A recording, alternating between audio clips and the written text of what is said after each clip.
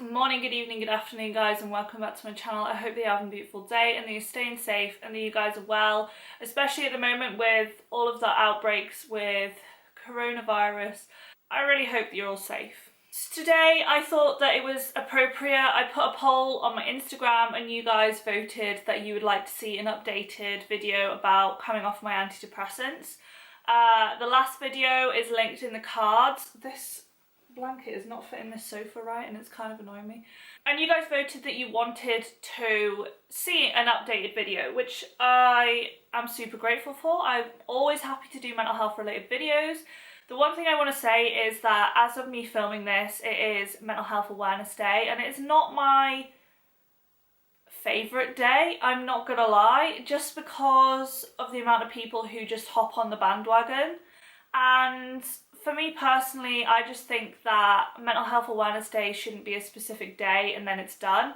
I think a lot of businesses, a lot of clubs, a lot of societies, a lot of groups kind of do one thing for Mental Health Awareness Day and then don't do anything the rest of the year.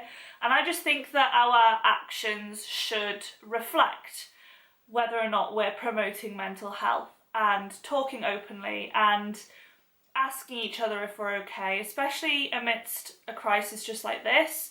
I think that it shouldn't matter what day it is, you should always just ask people if they're okay. So that's my little rant done.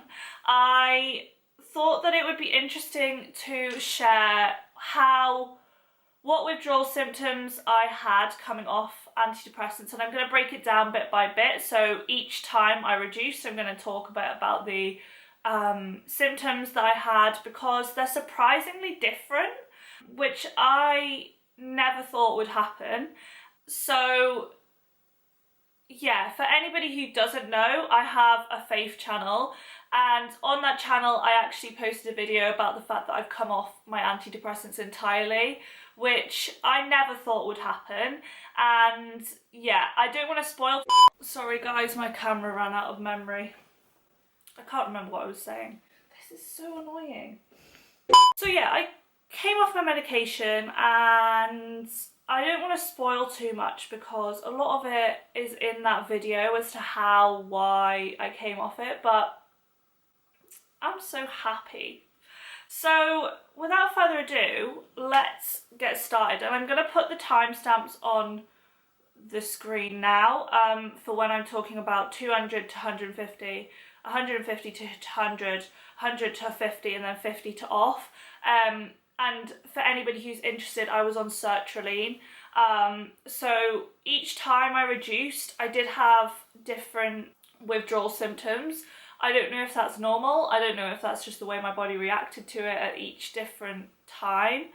But I found it strange that they were different. And they were all kind of similar, but in different quantities. So the main one was always different. And I don't know if that's how it would be for you. Just remember that these are my own experiences and this might not be how it is for you. So first of all, 200, reducing from 200 milligrams to 150 milligrams. So 200 is the top dosage. And I wasn't on this for long, so I didn't expect that many withdrawals. But I actually had more. But I think that might be because it was such a high dosage, maybe, I don't know. So I had really bad brain zaps, and I'd never really considered that this would be a thing, because when I went on medication, I didn't get any side effects as such. So it really surprised me initially to actually be getting side effects when I was withdrawing, because I didn't get the side effects when I went on. So brain zaps, for anybody who doesn't know what they are like, it's really, really weird, and unless you've experienced it, you probably can't explain it. But it's basically like, almost like your brain's having an electric shock. That's the best way. I used to always say that it was as if I could feel the chemicals rearranging in my brain, and obviously it wasn't the most pleasant thing, but like compared to like nausea or something like that, it was totally manageable. So I had really bad brain zaps and I did get them quite a lot, and yeah, they were really annoying, I'm not gonna lie. And overall I was just really lethargic and tired, and because obviously I'm an athlete, I'm a swimmer, my recovery rate was a lot lot like lower. So if you're an athlete coming off antidepressants, just be wary that it might affect your training. I think the first time I reduced, I didn't quite expect that. And then the second time I reduced, which I'll come on to in a minute, I kind of factored in that because I'd learned how much it had affected my training. There's no way to know how much it's going to affect your training, but chances are it's better to be over-prepared than under-prepared, because I think that just made me more tired, the fact that I didn't factor in the fact that I was going to be so lethargic and slow to recover, because I was in quite a hard block of training, and I know for a fact that I probably should have reduced in a little bit of an easier block of training, just because my body was already having to adjust to so much that trying to adjust to the training as well was probably a bit foolish. But hindsight's a wonderful thing, and I wouldn't change it because I learned, and then you guys can learn from that. So that was what I experienced generally. Now, the main symptom going from 200 to 150 was the brain zaps, which were really, really uncomfortable, I guess, because it literally felt like you were getting an electric shock in your brain. And I can't honestly remember how often I got them, but I just remember them being really, really annoying, and really, like, it was really disruptive on my training, my studies, and just general life.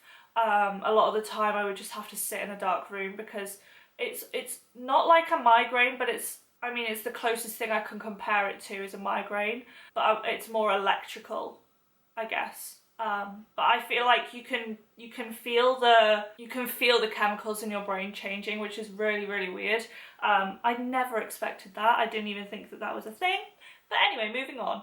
So 150 to 200. Now this one was really weird. So this is the reduction that I did at the start of lockdown, just before lockdown. Charlie, my coach, and I, Charlie is my coach, not Charlie, my coach and I, Charlie, semicolon, no, not semicolon, comma, subordinate clause, my coach. We sat down and discussed the best time for reducing amidst training, because we'd learned from the first time, which I would thoroughly recommend to do. Granted, our plan never went to plan because of lockdown and all of that situation, but we had factor in, and if we had still been training as normal, I 100% think that we would have done it right. So we kind of, just because of the way I adapt, I didn't want to reduce in a regen week, so like an easy week, because I tend to feel quite groggy in a regen week anyway, just because of all the adaptations that's happening in my body. I don't really react the best to an easy week out of like 3 weeks of hard, and that's just the way I am. So obviously, by being quite a clued up athlete about the way I react to training, helped a lot in the planning stage. But if you're an athlete coming off antidepressants, then definitely communicate with your coach. That's the most important thing, especially into planning, because your training might be disrupted, and just understand that that's an okay thing.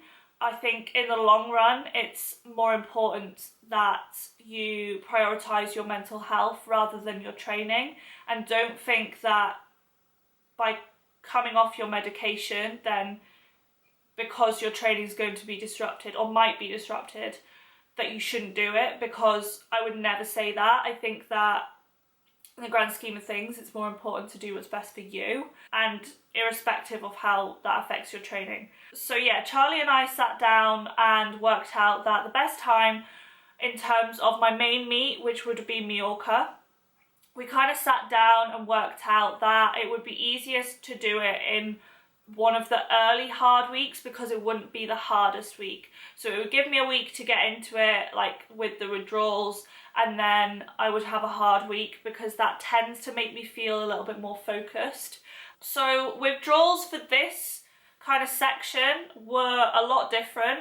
I was really forgetful, to the point where Charlie was like, "Are you okay?" I didn't have a clue what I was like in training. I was so forgetful. Like, he'd tell me the set, and then after one like round, I'd be like, how many rounds are we doing? What are we doing again? And I just really struggled to concentrate, which was really interesting. So that was the main symptom of withdrawal that I had that time. And then I did have a few migraines, but nothing major compared to the brain zaps before. I was just so forgetful and not able to concentrate. And it was probably, I mean, do you know what? Charlie was so patient with me, which I'm so grateful. Obviously, we communicated really well through it. And yeah, I think that was a massive help.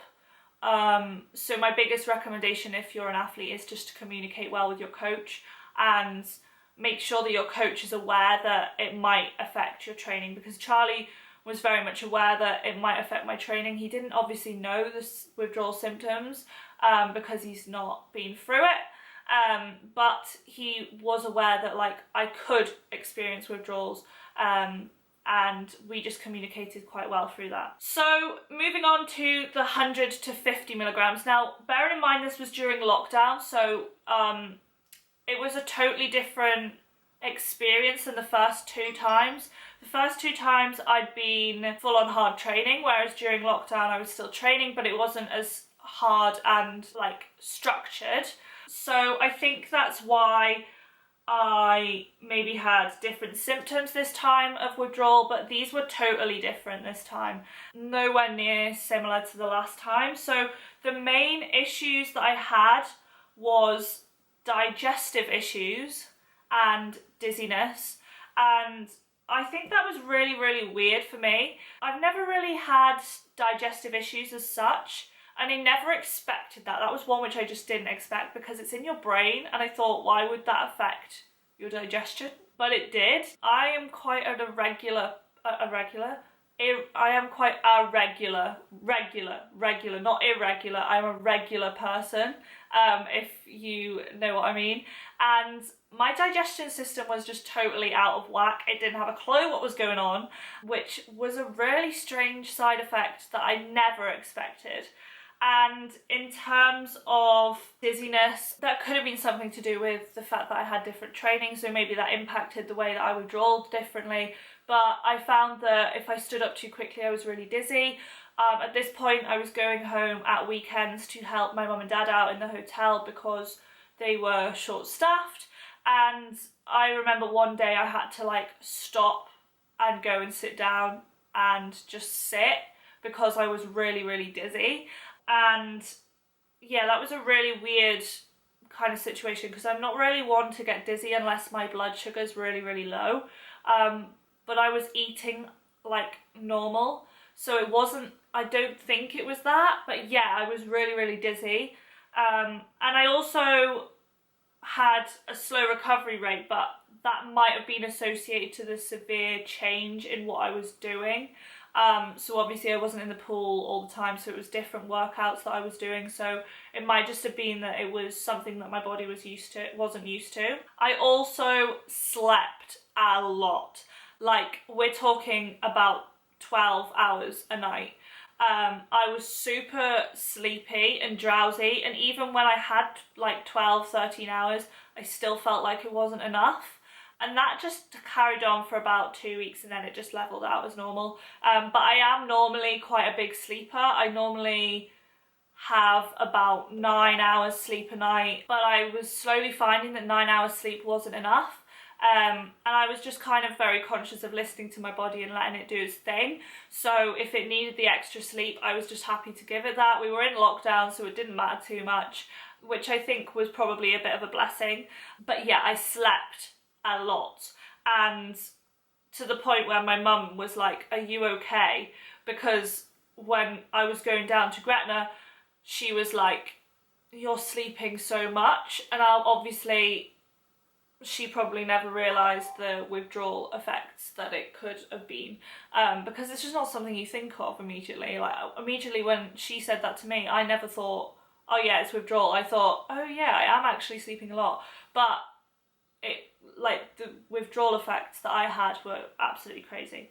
So when I reduced from 50 milligrams to nothing, I had no side effects. I was a little bit more hungry than normal, but apart from that I had nothing, which was really, really strange. But I think that by this point my body was kind of used to the withdrawal, but also I very much had God then. So I think that if you've not watched my other video, I think that he definitely helped with that. So yeah, I hope that this video has been helpful in some sort of insight into the withdrawal symptoms that I had. Now that I'm off medication, I genuinely can't. Every time I say it, it makes me so emotional because I never ever thought I would be off antidepressants. But yeah, I am so grateful. If you guys have any questions, as always, feel free to drop them below, and my Instagram's below in the box. What's it called? Description. And yeah, I hope that you guys all have an amazing day. Please stay safe. As always, please feel free to like this video if you enjoyed it. Click the subscribe button to see more videos from me, and also maybe feel free to check out my Faith channel. I will leave the card. I will have left the card for the other antidepressants videos in this video, so please feel free to watch them if you want some more insight into my journey as coming off them. But yeah, I hope that this was helpful, and stay safe guys. Bye.